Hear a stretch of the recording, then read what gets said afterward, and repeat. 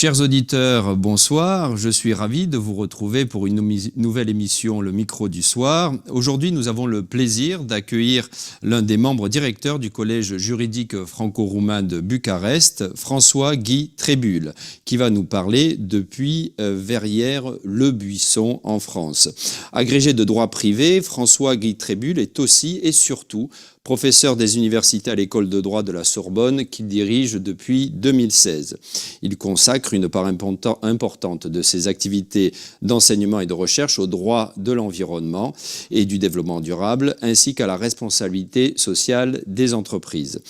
Et il est également maire de Verrières-le-Buisson, commune située à une dizaine de kilomètres au sud-ouest de Paris. Petit aparté, avant de commencer cet entretien, je voudrais remercier Elena Pacea d'Expertise France, qui a fait le lien pour que cette rencontre ait lieu. François-Guy Trébul, bonsoir. Bonsoir. Ravi donc de vous avoir sur les ondes de RFI Roumanie. Comme je le disais dans l'introduction, vous cumulez plusieurs fonctions. Celle de professeur des universités, de maire, dont nous parlerons, et vous faites donc, un peu plus tard, et vous faites donc partie de l'équipe de direction du Collège juridique franco-roumain de Bucarest. Concernant cette dernière fonction, quel est le sens que vous souhaitez lui donner? Quel est le sens de votre engagement au sein de cet établissement? Alors, d'abord, si vous me permettez, je vais moi aussi me joindre aux remerciements vis-à-vis de la secrétaire générale du Collège juridique franco-roumain d'études européennes qui a rendu possible cette rencontre et vraiment merci beaucoup à vous de m'accueillir aussi. Et puis, une toute petite correction, j'ai été pendant presque 5 ans directeur de l'école de droit de la Sorbonne, doyen, mais j'ai mis fin à ces fonctions il y a maintenant 1 an. Donc, D'accord. je suis toujours professeur, mais plus doyen de l'école de droit de la Sorbonne. Ceci dit, ça a un lien avec la question que vous me posez parce que c'est dans le cadre de mes fonctions de doyen que j'ai rencontré le collège juridique. J'en connaissais l'existence, comme tous nos collègues de l'école de droit de la Sorbonne et comme tous les collègues des 15 universités partenaires du consortium qui est derrière cette formidable initiative du collège juridique.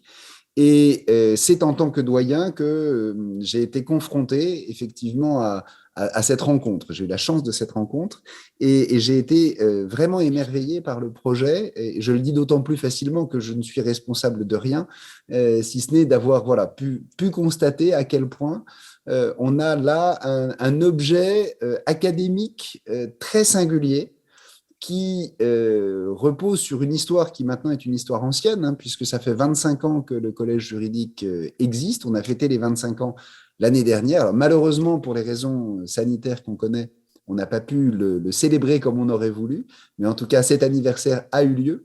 Le temps continue à passer et on espère bien qu'on aura la possibilité en juin prochain d'avoir un anniversaire qui soit effectivement célébré à Bucarest, en espérant que les conditions sanitaires si difficiles que traverse la Roumanie et l'Europe encore en ce moment soient derrière nous pour qu'on puisse effectivement se retrouver.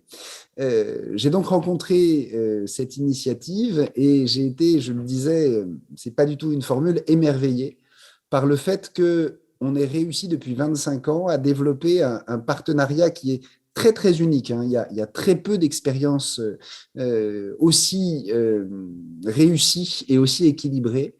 Un partenariat qui repose d'un côté Par sur… contre, excusez-moi, je vous coupe, Pardon. il existe d'autres collèges Alors, il y a mixtes d'autres de cette… Oui. initiatives, Mhm. absolument. Et à Paris 1, nous sommes notamment très engagés dans un projet qui est assez proche au Caire, avec l'Institut de droit des affaires internationales du Caire. Mais on opère seul à Paris 1, donc il n'y a pas l'aspect consortium d'appui qui est réalisé. Et il y a très peu de collègues égyptiens qui interviennent dans notre institut.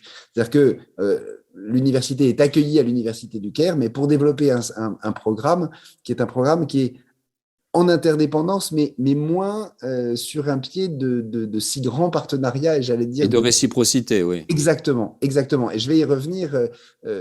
On veut les faire travailler ensemble, d'ailleurs, le Caire et Bucarest, pour des raisons évidentes. Mais euh, on a pris une avance tout à fait manifeste à Bucarest par rapport à certains des enjeux. Et je le disais notamment parce que à Bucarest, on a maintenant 15 universités qui sont partenaires, 15 universités françaises, plus l'Université du Luxembourg, pour porter un programme de formation au sein de la faculté de droit de l'Université de Bucarest. Qui est Et comme la maison mère, disons, pour la exactement. Roumanie.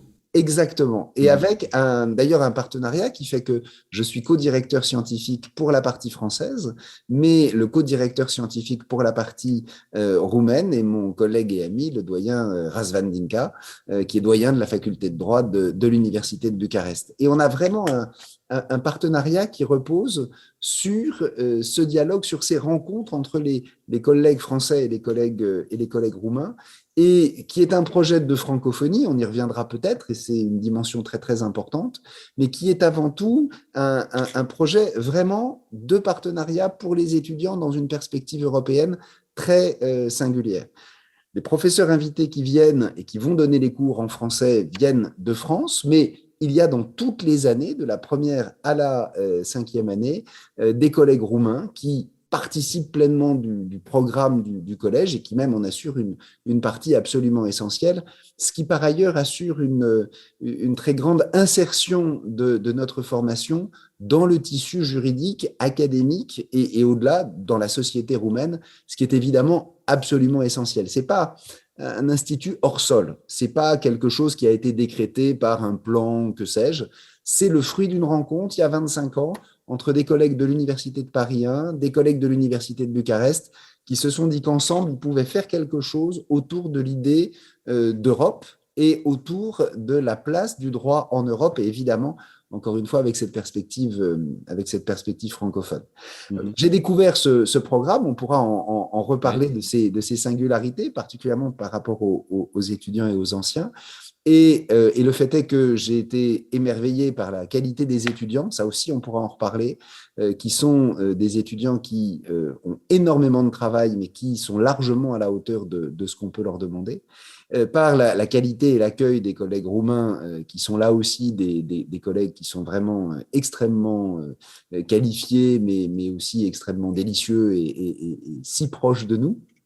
Et on a, depuis donc maintenant un peu plus de 5 ans, travaillé à assurer la continuité du collège avec l'ambassade de France qui est extrêmement engagée au soutien du collège. Et j'y étais encore au début du mois et on a pu avoir des échanges extrêmement fructueux avec Madame l'ambassadrice, avec le conseiller d'action culturelle, avec le responsable Frédéric Beaumont des questions liées à l'enseignement supérieur. Donc, on a vraiment un partenariat à trois, je dirais.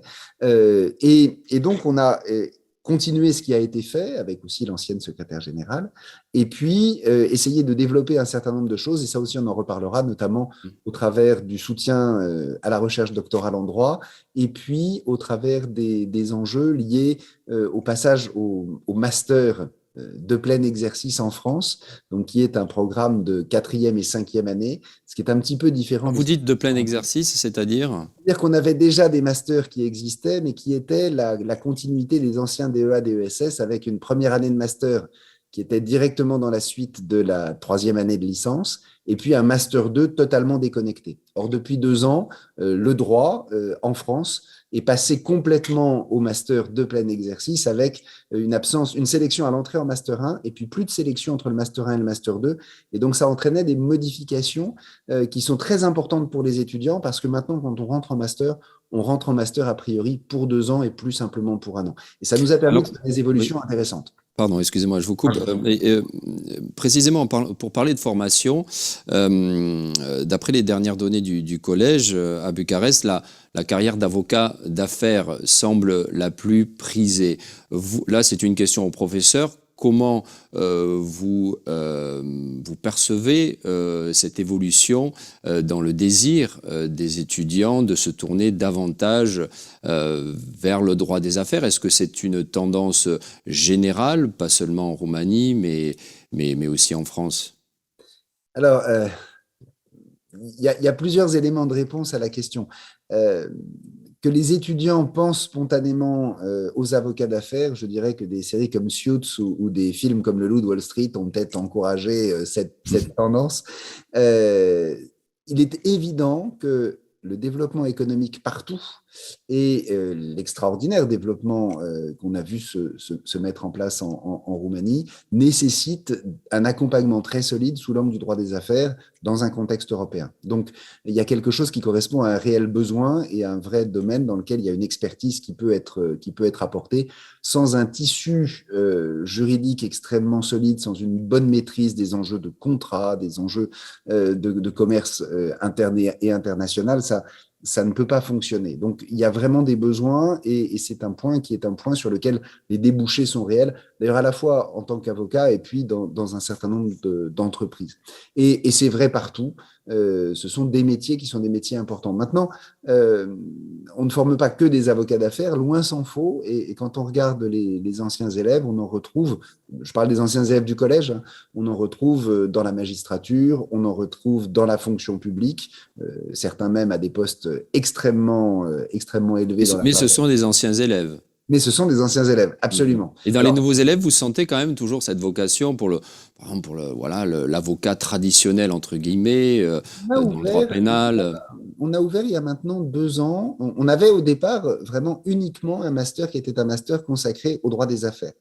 Et on l'a fait évoluer parce qu'on a observé que certains se destinaient plutôt sur des carrières diplomatiques ou d'administration publique. Et donc, on a voulu dissocier le master en créant 2 parcours. Un parcours qui reste très orienté sur le droit des affaires internationales et européennes, et puis un autre parcours qui est davantage orienté vers la gouvernance. Et donc, la gouvernance beaucoup plus dans une perspective publique. Et j'observe que les 2 parcours marchent très bien. Les 2 parcours ont un très grand succès. Et d'ailleurs, et c'est vraiment extrêmement enthousiasmant, on observe que ces parcours de master intéressent non seulement des étudiants roumains, mais aussi des étudiants français et francophones au-delà, qui viennent à l'université de Bucarest pour prendre les enseignements que le collège leur dispense avec les collègues français et les collègues roumains. Et ça, c'est vraiment quelque chose dont j'espère qu'on aura l'occasion de reparler parce que c'est une particularité qui est très, très intéressante que de voir que ce partenariat qui, il y a 25 ans, était clairement dans un esprit où des universitaires français venaient accompagner, renforcer leurs collègues roumains, aujourd'hui est un programme qui est capable d'attirer un grand nombre d'étudiants qui viennent de l'extérieur de la Roumanie pour découvrir un peu de ce qu'est le droit européen vu de Bucarest. Alors, on reviendra sur le cursus académique qu'offre le collège, mais je voudrais qu'on parle un petit peu maintenant de vos domaines de recherche. J'aimerais parler à l'expert qui est donc très, très au courant de domaines particulièrement d'actualité, qu'il s'agisse du droit de l'environnement, de la sécurité alimentaire et sanitaire ou de responsabilité sociale des entreprises. Quand je pense à la responsabilité sociale des entreprises, c'est un domaine qui est voilà, pourrait-on dire, je vous pose la question, en effervescence ces dernières années.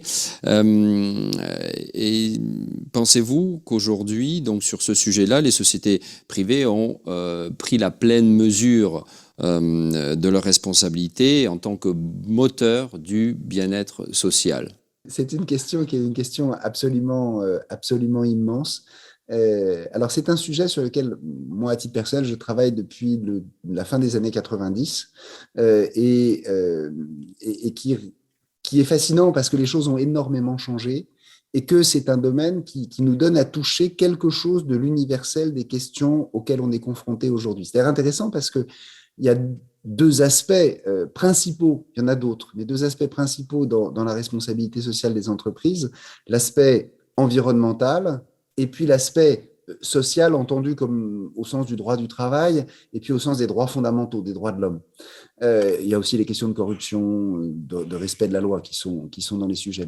Mais ces 2 aspects-là, les aspects environnementaux et les aspects sociaux et de droits de l'homme, sont des aspects sur lesquels vous avez raison, c'est implicite dans votre question. Pendant très longtemps, les entreprises ne l'ont pas vu, ne l'ont pas perçu, en tout cas n'en ont pas fait un enjeu central.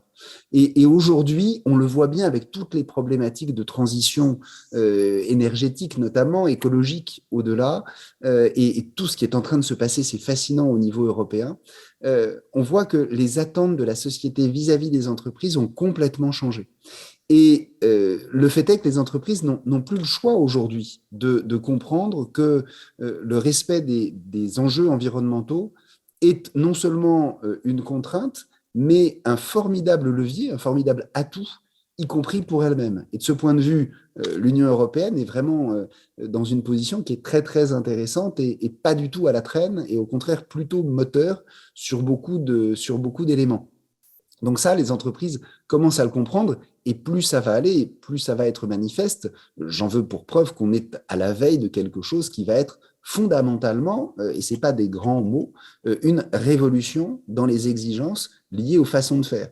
Et ça nous atteint tous, quel que soit notre point de départ. Et de ce point de vue-là, concrètement, nous faisons réellement Europe en ce que qu'une entreprise intervienne en Roumanie ou qu'elle intervienne en France, il y a un socle minimal qui va s'imposer, qui est un socle minimal qui est en train de tenir pleinement compte de ces enjeux. Évidemment, chacun part de son point de départ, mais la ligne d'arrivée, on sait très bien qu'elle est globalement fixée et totalement partagée. De la même manière, on a pu considérer pendant un certain temps que les droits de l'homme n'étaient pas un sujet pour les entreprises. C'est un sujet pour l'État. L'État doit protéger les droits de l'homme, mais ce n'est pas forcément un sujet pour les entreprises. Et on voit que, en réalité, c'est pleinement un sujet pour les entreprises et que précisément dans l'Union européenne qu'on veut construire, il y a un sujet majeur qui est quelle Union européenne pour arriver à quel résultat. On a construit l'Union sur des enjeux qui étaient des enjeux économiques, sur le marché. Et c'était juste, c'était un bon moyen de le faire parce qu'on le partageait assez largement.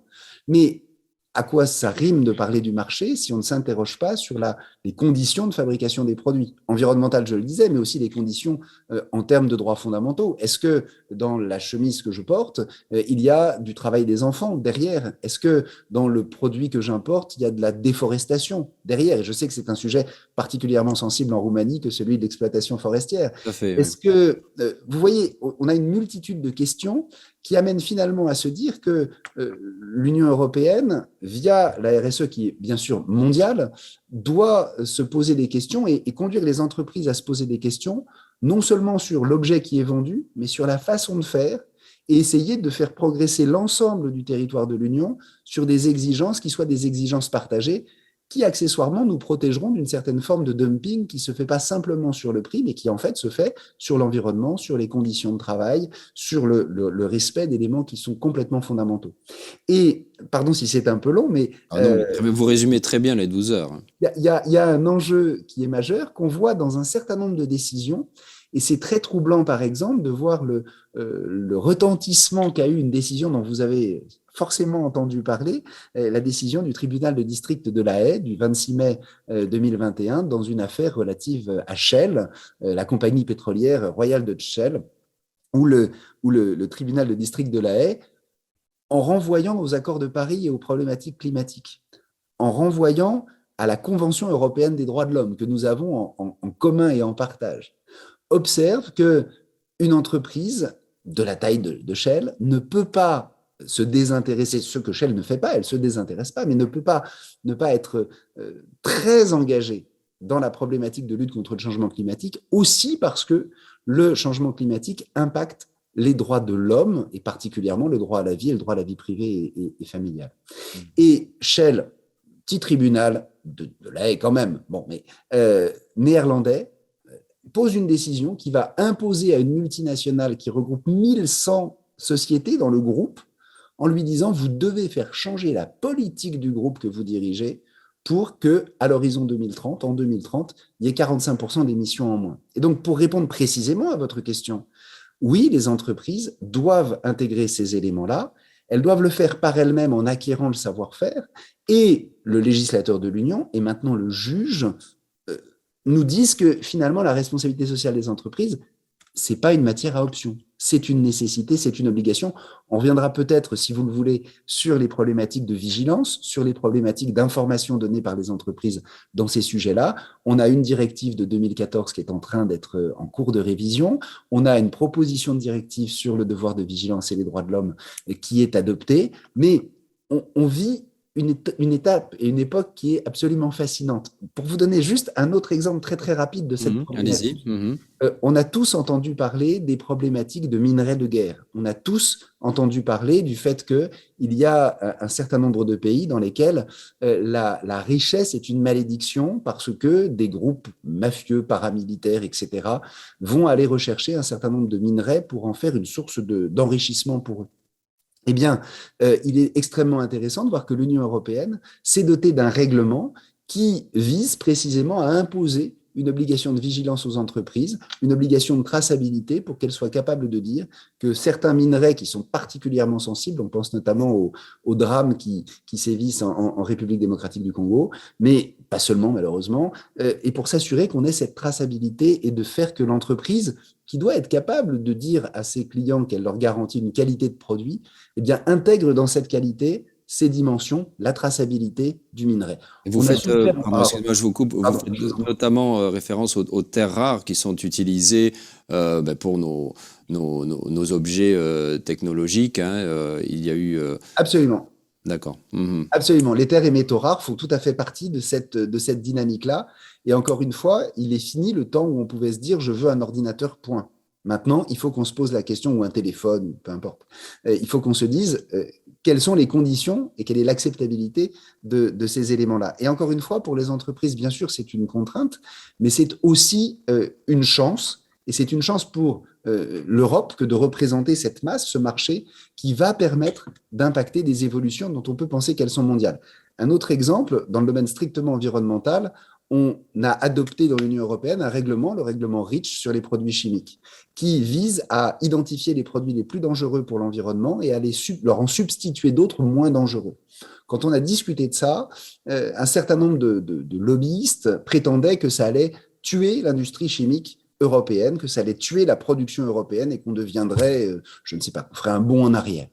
Qu'observe-t-on maintenant, avec des années de recul? Eh bien que le standard européen est devenu le standard mondial. Et que globalement, il y a un certain nombre de produits, effectivement, qui progressivement disparaissent purement et simplement parce que tous nos partenaires veulent pouvoir venir sur notre marché et que quand on pose assez fermement des règles qui s'imposeront à tous, il n'y a nulle part dans le monde où on peut tranquillement se dire qu'on n'a rien à faire des règles de l'Union européenne. Donc si on est suffisamment fort, alors on peut changer un certain nombre de façons de faire et un certain nombre de façons d'être par rapport à ces entreprises. Et dans ce cadre-là, bien sûr, il faut peser ce qui relève du droit et ce qui relève de l'initiative volontaire des entreprises. Il faut laisser une place pour que les entreprises qui veulent être allantes, qui veulent s'engager, puissent être les premiers de la classe, mais il faut aussi à un moment donné que le législateur intervienne, que le juge intervienne pour dire, voilà, il y a des caps qu'on franchit et des exigences qu'on va pouvoir poser.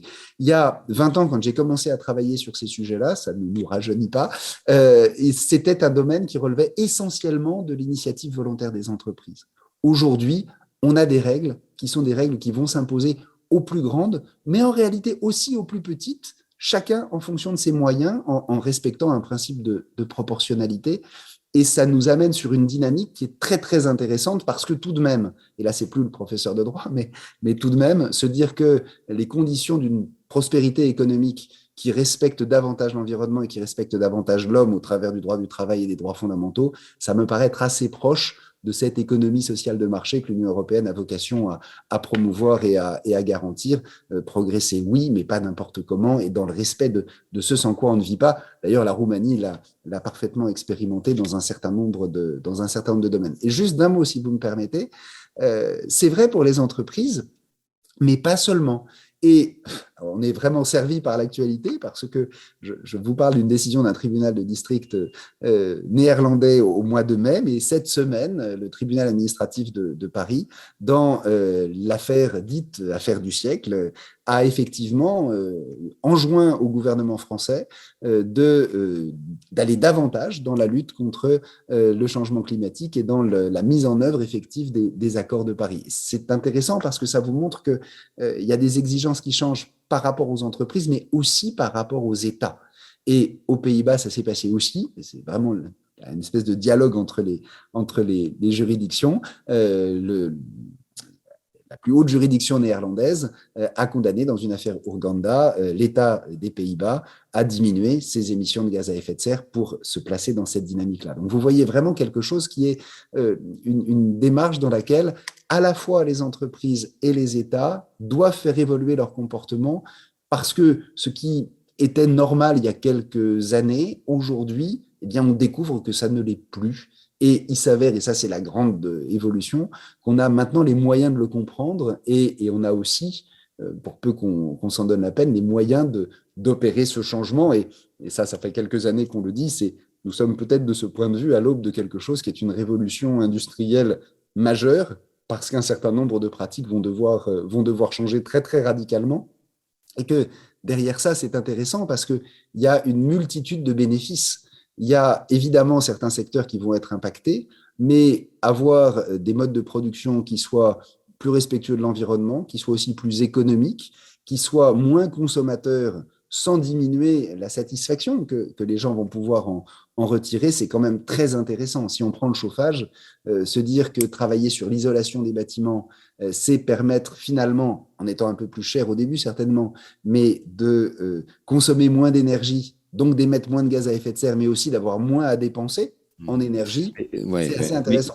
Et quand vous voyez depuis la France que certains pays de l'Est et la Roumanie en fait malheureusement partie, ont du mal à suivre ce train du changement pour une meilleure protection de l'environnement. Qu'est-ce que cela vous inspire? Vous avez évidemment des liens, comme on le disait, très étroits avec la Roumanie. Comment vous percevez que, que ces pays-là vont arriver comment vous pensez qu'ils vont pouvoir rattraper le train? Ben, je crois que c'est une chance, qu'on ait l'intelligence de comprendre qu'on ne part pas tous du même point de départ.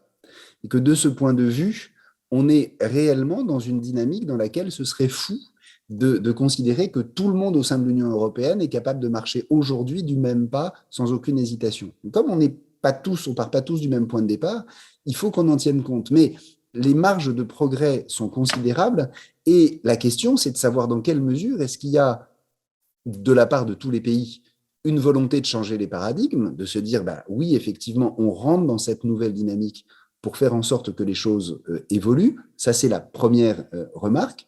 Mais d'autre part, de se dire que l'union étant une chance, eh bien, on va avoir la possibilité, peut-être, d'aider davantage ceux qui sont d'un peu plus loin pour faire que globalement, notre approche soit meilleure. C'est d'ailleurs en fait ce qu'on retrouve dans l'accord de Paris avec les objectifs qui sont des objectifs nationaux. Il ne s'agit pas de dire en Roumanie, vous allez passer immédiatement à une énergie totalement décarbonée, parce que le immédiatement serait insupportable. Ça créerait les conditions d'une crise qui serait extrêmement difficile. Mais maintenant, dire à la Roumanie, vous devez, et on va vous accompagner, passer en fait en sautant quelques étapes à un rapport à l'énergie qui va devenir un rapport différent, alors ça me paraît être en fait source d'extrêmement d'optimisme et d'espoir et porteur d'opportunités par Mais rapport à d'autres pays, de par nouveaux métiers. contre, affichent, excusez-moi, je vais devoir malheureusement citer une nouvelle fois la Hongrie, affiche par contre une attitude beaucoup plus difficile à traiter, c'est-à-dire qu'ils n'hésitent pas hein, à couper court au dialogue. Alors, comment fait-on? Je ne suis pas professeur de sciences politiques, hein, j'enseigne un peu le droit et euh, je crois que la démonstration de la pertinence de ces voies de solution sera produite par le fait qu'on va avancer en même temps. Il ne faut pas laisser, et à nouveau, je crois qu'il y a un vrai danger à avoir des positions qui soient trop raides. Alors là, je sors totalement de mon domaine de légitimité, mais je suis à titre personnel très inquiet et très mal à l'aise par l'espèce de raidissement qu'on observe entre un certain nombre de pays. Vous citiez la Hongrie, mais on pourrait citer la Pologne. Évidemment, tout le monde a le Royaume-Uni à l'esprit, et l'Union européenne et les pays de l'Union. Il y a un moment où il faut, je crois, avoir une approche qui soit à la fois très déterminée, très sereine, très, très fier de ce que nous essayons de construire ensemble, et en même temps accepter l'idée selon laquelle, oui, il y a un socle commun qui n'est pas discutable, mais une fois que ce socle commun est rappelé, eh bien, sur les parties techniques, sur les éléments d'avancée, on va aussi réussir à emporter quelque chose de l'ordre d'une adhésion des populations, pour peu qu'on ne leur mente pas. Et je suis sidéré de voir à quel point, et là aussi je n'ai pas beaucoup de légitimité pour le dire, mais tout de même à quel point le Brexit a été construit sur une succession de mensonges et de déformations. Et notre rôle précisément est de rappeler un certain nombre d'éléments, quelles sont les règles, quelles sont les propositions, quels sont les moyens qu'on peut mobiliser pour avancer. On a fêté, je vous le disais, les 25 ans du Collège juridique franco-roumain l'année dernière. Quand on voit le chemin parcouru en 25 ans, mais qui peut nier que c'est un chemin de progrès et que c'est un chemin qui fait que la société dans laquelle nous arrivons, que le résultat auquel nous sommes parvenus est infiniment préférable à la situation telle qu'elle était il y a 25 ans. Je crois qu'on est tous tentés quelque part de se dire que c'était peut-être mieux avant, mais il faut regarder comment c'était avant pour constater que sur tant de domaines, ça n'est pas vrai. Et pour revenir au collège, justement, comment ces enjeux cruciaux dont vous parlez se traduisent-ils dans le cursus académique? Est-ce qu'il y a un module, ou je ne sais pas comment on peut l'appeler, responsabilité sociale des entreprises? Alors oui, d'abord, et c'est quelque chose d'important, il n'y a pas de boîte dans laquelle on pourrait enserrer cela. Ça se retrouve à tous les niveaux, dans toutes les matières. On ne peut plus envisager les contrats, on ne peut plus envisager le droit du travail, on ne peut plus envisager le droit des affaires en faisant complètement abstraction. Maintenant, oui, il y a des cours qui sont assurés, et pour vous donner un exemple, j'ai la chance d'avoir repris après un remarquable collègue roumain le cours de droit des affaires et droit de l'homme, dans lequel on traite beaucoup de ces sujets de responsabilité sociale des entreprises, et qui, encore une fois, sont des sujets qui se posent partout et qui se posent sous des modes qui sont différents. Pour certains pays de l'Union, les enjeux seront davantage des enjeux autour d'éléments liés encore beaucoup au droit du travail. Pour d'autres, la protection des données va être un sujet majeur.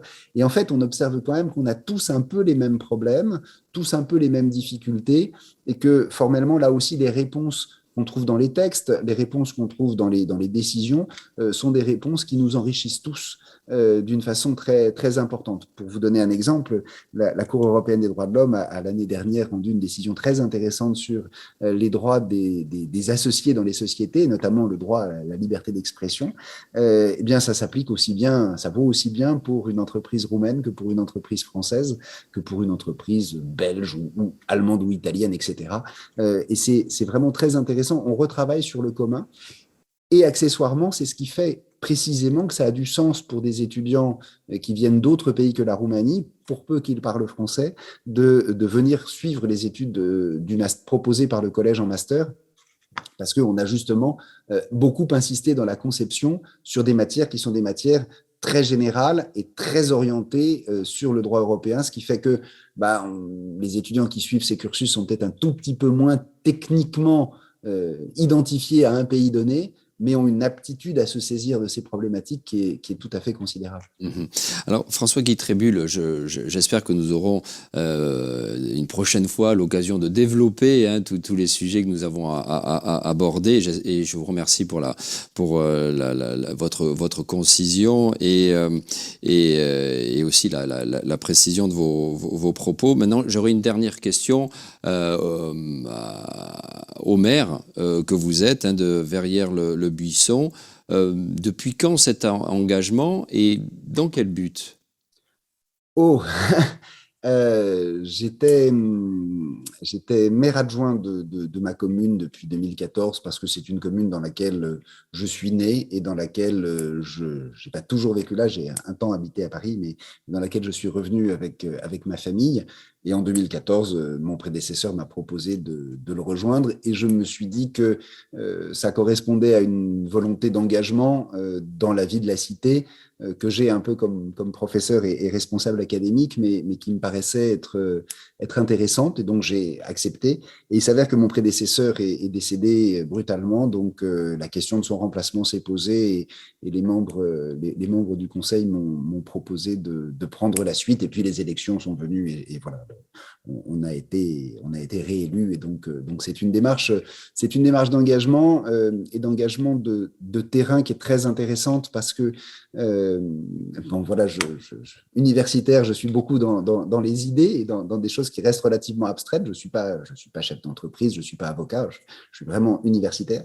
Et l'accompagnement de la commune permet d'avoir un autre aspect très différent, très concret, très incarné dans le quotidien des gens, pour essayer de faire que les choses soient le plus satisfaisantes possible. Alors, j'ai par ailleurs la chance d'avoir une ville dont certains habitants sont en ce moment à Bucarest d'ailleurs, mais une ville qui est à la fois à côté de Paris, en proche banlieue parisienne, et en même temps qui est très préservée, avec un bois, avec un habitat qui est un habitat très préservé.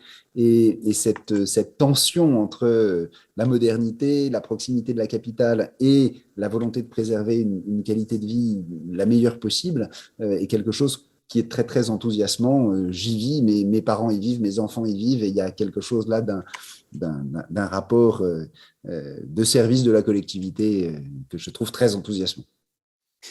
François-Guy Trébul, je vous remercie pour cet entretien. Merci pour vos propos. L'émission sera également sur la page Facebook de RFI Roumanie et sur le site rfi.ro.